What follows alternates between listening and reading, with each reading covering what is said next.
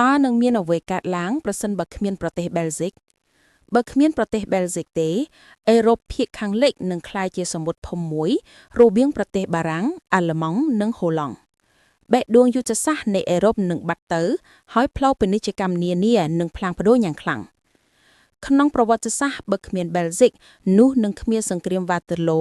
ដែលជាហេតុការណ៍សំខាន់បានផ្លាស់ប្ដូរទិសដៅប្រវត្តិសាស្ត្រអឺរ៉ុបសង្គ្រាមលោកលើកទី1និងទី2ក៏នឹងបន្តរូបរាងខុសគ្នាដោយគ្មានបែលហ្សិកជាប្រទេសអភិជាក្រិត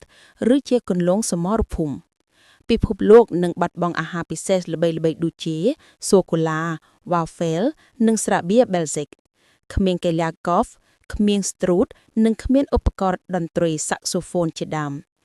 ទីក្រុងព្រុតសែលដែលជារាជធានីនយោបាយនៃសហភាពអឺរ៉ុបក៏នឹងលង់បាត់ក្នុងសមុទ្រផងដែរដោយទុកឲ្យមានចន្លោះធំក្នុងការទំនាក់ទំនងនយោបាយនិងការសហការនៅអឺរ៉ុប